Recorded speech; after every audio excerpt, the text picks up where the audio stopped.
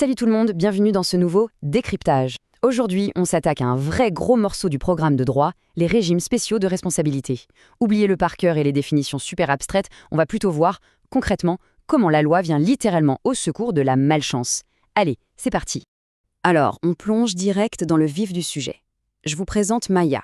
Et Maya, c'est probablement la personne la plus malchanceuse au monde. Imaginez un peu sa semaine. Lundi, elle se fait mordre par un chimpanzé.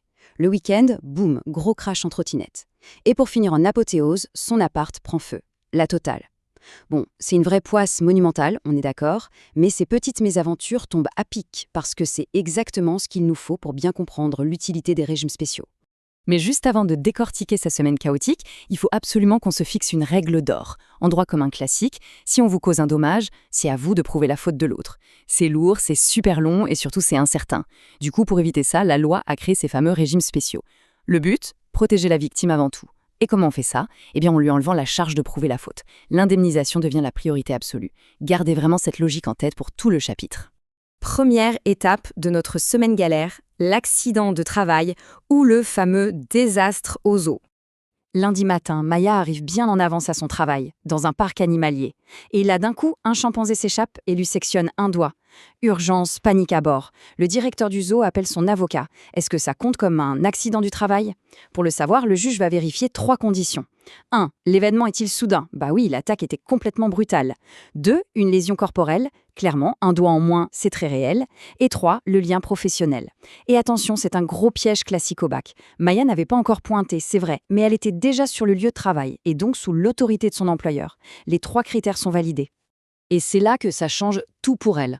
Avec un accident classique impliquant un animal, le zoo aurait peut-être cherché des excuses. Mais là, boum, accident du travail.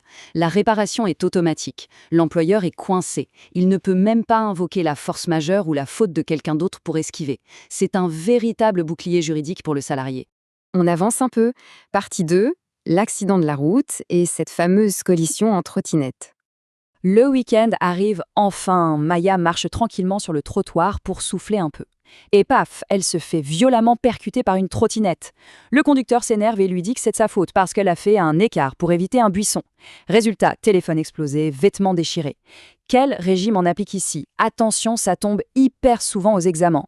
Tout dépend de la trottinette. Si elle est mécanique, sans moteur, c'est du droit commun classique. Mais si elle est électrique, qu'elle avance toute seule, bingo, c'est ce qu'on appelle un véhicule terrestre à moteur. Du coup, c'est la loi Badinter qui s'applique et elle est justement conçue pour surprotéger les victimes de la route. Concrètement, est-ce que le conducteur peut s'en sortir avec son excuse de l'écart sur le trottoir ? La loi Badinter verrouille quasiment tout. Si Maya avait été blessée physiquement, donc un dommage corporel, il faudrait prouver une faute inexcusable ou carrément volontaire de sa part, comme un acte suicidaire pour ne pas l'indemniser. Autant dire que c'est rarissime. Mais attention, petite nuance ici. Maya n'a eu que des dégâts matériels, son téléphone, ses fringues. Et pour le matériel, la loi est un peu plus souple. Si la victime a commis une faute, ça peut limiter, voire annuler son chèque d'indemnisation. Ce sera au juge de voir si son petit écart était vraiment une faute. Et on arrive à la fin de la semaine. Partie 3, les produits défectueux ou l'électroménager explosif. Maya rentre chez elle épuisée. Elle lance une machine et là, son lave-linge tout neuf explose au milieu du cycle. 7 500 € de dégâts dans l'appart. L'expert passe et confirme que le moteur a lâché tout seul.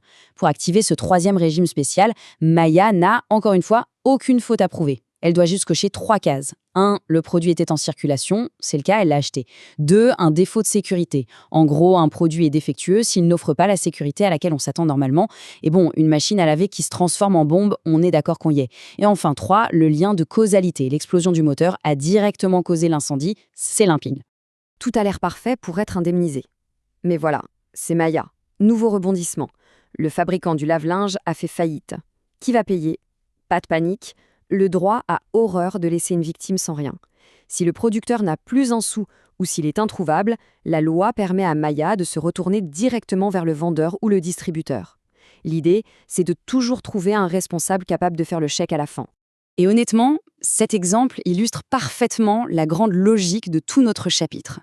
C'est le moment de faire une petite capture d'écran mental. Regardez bien comment le droit est pensé. Pour chaque gros risque de la vie courante, la loi cible un débiteur solide financièrement. L'employeur, l'assureur pour la route ou le fabricant. Et pour être absolument sûr que l'argent arrive dans la poche de la victime, les excuses habituelles comme la force majeure sont systématiquement bloquées ou super limitées. Pour résumer, comprendre ces régimes spéciaux, ce n'est pas juste apprendre des définitions par cœur, c'est comprendre comment on a décidé, collectivement, de ne jamais laisser une victime seule face au hasard.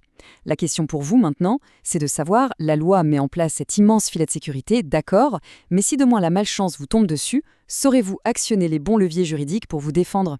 Gardez bien cette mécanique en tête pour le bac et on se retrouve très vite pour un prochain décryptage.